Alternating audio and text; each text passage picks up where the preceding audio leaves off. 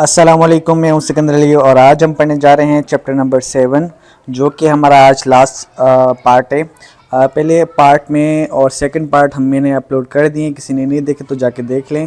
इसके अलावा मैंने क्लास 6 की पूरी कंप्लीट बुक अपलोड कर दी है और क्लास 5 की भी ऑलमोस्ट काफ़ी चैप्टर मैंने अपलोड कर दिए हैं और लैंग्वेज कोर्स का भी मैंने प्लेलिस्ट में अपलोड कर दिए हैं। किसी ने नहीं देखे तो जाके देख लें। उसके बाद हमारा जो आज लास्ट टॉपिक है वो हमारा है the life cycle of star. The life cycle of star पढ़ेंगे, मगर यहाँ पे एक मसला ये आ रहा है कि अगर मैं यहाँ से पढ़ाऊँगा तो टॉपिक लंबा चौड़ा हो जाएगा और वीडियो भी लंबी हो जाएगी, क्योंकि यहाँ पे बहुत एक्स्ट्रा चीज़ें लिखी हुई हैं जो कि हमें पढ़नी भी नहीं चाहिए। कितनी ज़्यादा घुमा फिरा के बात हुई हुई है। तो यहाँ पे हम सिंपल जो लाइफ साइकिल का स्टार होते हैं वो मैंने इंटरनेट से थोड़ा शॉर्ट करके और सिंपल तरीके से मैंने यही चीज़ें सिंपल तरीके से आसान अल्फाजों में लिखी हुई है, तो वहाँ से पढ़ते हैं तो बेहतर है, ताकि हमारा जो टॉपिक है वो जल्दी कवर हो जाएगा। वरना हम आगे इसको इस तरह से चलेंगे तो हमारा क्या हो जाएगा, पार्ट हमें 4 भी अपलोड करना पड़ेगा और फिजूल में टाइम ज़्यादा वेस्ट हो जाएगा। अभी यहाँ पे मैंने यहाँ पे इंटरनेट से निकाला है, तो यही चीज़ें हम यहाँ पे पढ़ेंगे जो वहाँ पे लिखी हुई हैं।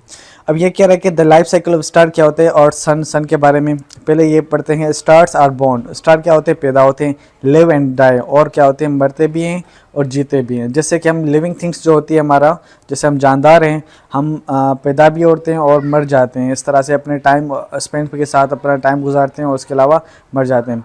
Stars have life span, star के भी इस तरीके से क्या होती है, ज़िंदगी होती है। The life story depend on how they big are, इसकी ये होते हैं कि लाइफ सर्कल इसका ये पता करता है कि वो कितने ज़्यादा बड़े हैं। सही।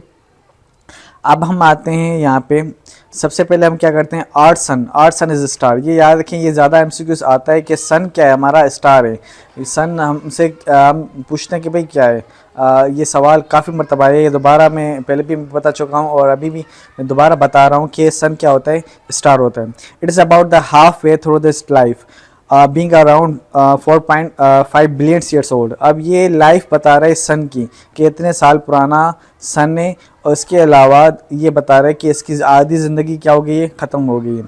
It started as gas clouds of gas and dust. अब ये क्या है, स्टार्ट जब ये इसकी ज़िंदगी बनी थी तो वो किससे बना था, क्लाउड से बना था और गैस और डस्ट से बना था। ये बहुत बड़ा डस्ट था, बहुत बड़ा क्लाउड्स था, उससे ये चीज़ें बनी थी। ये गैंट मीट्स बहुत बड़ा।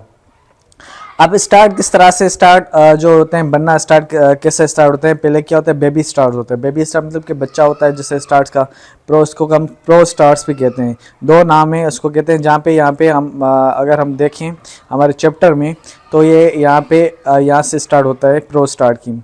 ये होता है प्रो स्टार्स, जो start phase start, main start जो होता है फेज स्टार्ट्स होता है। अब यहाँ पे हम देखेंगे इसको सिंपल वे में यहाँ पे डिफाइन किया हुआ है। This clouds of gas and dust called न्यूबुलाe।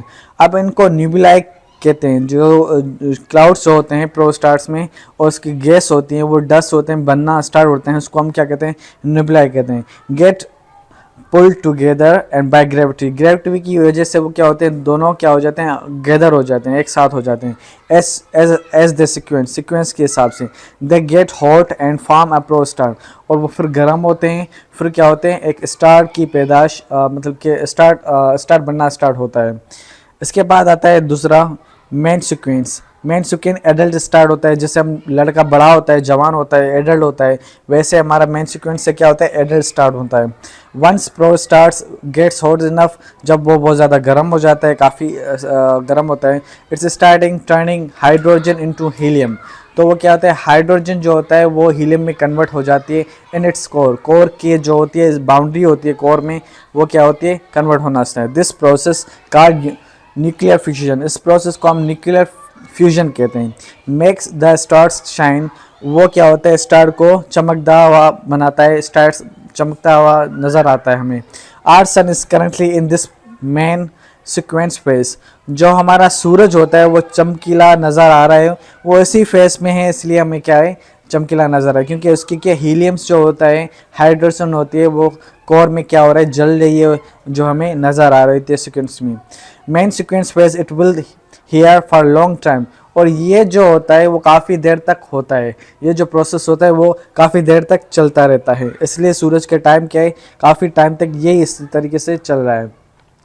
इसके बाद होता है रेड गेन फेस, जो बूढ़ा हो जाता है, ओल्ड स्टार हो जाता है, पुराना हो जाता है, तो वो लाल कलर का रेड गेट हो जाता है। Eventually they stars will run out the hydrogen, उसमें क्या होता है हाइड्रोजन पूरी जल जाती है। इन इट्स कोर में जो हाइड्रोजन जल रही होती है वो मुकम्मल तौर पर जल जाती है, जिसकी वजह से वो क्या हो जाता है लाल कलर हो जाता है। It will then start binding hydrogen outside its core and fusing helium, और उसका हीलियम बनना स्टार्ट हो जाता है। सही, this makes the stars expand and cool down, वो क्या हो जाता है स्टार को ठंडा बनाता है और बड़ा बनाता है। Turning into the red Gantz, और वो क्या हो जाता है लाल कलर का बड़ा हो जाता है। Our sun will become a red giant in, चलते हैं नीचे, in about 5 billion years, growing so big it will swallow Mercury, Venus and possible Earth. कह रहा है कि अभी हमारा के 5 बिलियन ईयर्स बाद में क्या हमारा भी सूरज इस तरह से बड़ा हो जाएगा और लाल कलर हो जाएगा। सही, और इसलिए वो है कि वो मरकरी, वीनस और जो हमारा अर्थ है उनको भी खा जाएगा। मतलब कि पूरा 5 बिलियन ईयर्स बाद कह रहा है कि मतलब कि ये उसकी उम्र बताने के अंदाज़ा है। 4.5 बिलियंस क्या हो गई, अब उसकी उम्र हो गई है। बाकी जो 5 बिलियन ईयर्स अभी भी वो क्या करेगा, चलेगा। इसके बाद आता है planetary, nebula and white dwarf. अब इनको जॉइंटली बताया गया कि क्या चीज़ें। आफ्टर द रेड गैन फेज के बाद the sun will shed its outer layers forming beautiful clouds called the planetary nebulae. उसके बाद वो प्लानिटरी फ्लाउड से होता है, क्योंकि ये पूरा शानी क्या होता है बन जाता है। What's the left behind will be small dense hot cold white dwarf. इसके बाद जब ये पूरा बर्निंग ख़त्म होने के बाद क्या हो जाता है वाइट ड्वार्फ बन जाता है, क्योंकि वो पूरा जल जाएगा। जैसे हमारी राख होती है, पूरा जो राख होती है वो वाइट कलर की बन जाती है, इसी तरीके से वो क्या सूरज बन जाता है, ख़त्म हो जाता है, उसको वाइट ड्वार्फ कहते हैं। This white dwarf will slowly cool down over billion of years eventually folding a back. अब उसको ठंडा होने में क्या होता है सालों लग जाते हैं और बहुत साले बिलियंस ईयर्स लग जाते हैं। In short, star-like sun are born from gas clouds shining brightly billions of years. Forcing elements expand to red giants as they age and the shrink to the small dim remnant. अब ये कह रहे हैं कि shortly अगर हम उनको कहें कि स्टार्स बनते भी हैं और मरते भी हैं, और उसको ये प्रोसेस चलने में के बिलियंस ईयर्स लगते हैं। उसके अलावा वो डम भी हो जाते हैं जब मरते हैं, ख़त्म हो जाते हैं। उसकी एज होती है, उसकी सिंपल में ये होता है। ये था चैप्टर के जो फेस थे हमारा, और वो हमने यहाँ पे पढ़ा। इसके अलावा दोबारा हम बुक की तरफ आते हैं, उसके मेन सिक्योर्स देखते हैं जो आपने यहाँ पे ये कंप्लीट पढ़ लिया सिंपली, जो वहाँ पे मैंने आपको बताया। वाइट ड्वार्फ भी हो गया, प्लानिटरी निबुला भी हो गया। इसके बाद आता है ब्लैक होल। अब ब्लैक होल है, ये ब्लैक होल आप सिंपली नेट से पढ़ लें। ये यहाँ पे बहुत लंबा चौड़ा लिखा हुआ है, फिर भी मैं यहाँ पे एक रीडिंग करता हूँ। अब ब्लैक होल क्या होता है, यहाँ पे सिर्फ इसकी क्या पढ़े डेफिनेशन पढ़ लेते हैं। अब black hole is a region of space, ये एक रीजन होता है, एक जगह होती है, where the matter has collapsed in on itself, जहाँ पे मैटर गिरता है। सही है, और ब्लैक होल में इतना अंधेरा हो जाता है जो हमें नज़र नहीं आता, इनविजिबल हो जाता है। सिंपल ये आप पढ़ोगी तो आपको समझ में आ जाएगा। अब black whole does not have a surface like a planet और स्टार, दे आर इनविजिबल, ये इनविजिबल हो जाता है। गिरने की जगह पे स्टोर जल जाता है और बिल्कुल अंधेरा हो जाता है, जिसके क्या होते हैं हमें नज़र नहीं आता और बिल्कुल इनविजिबल हो जाता है।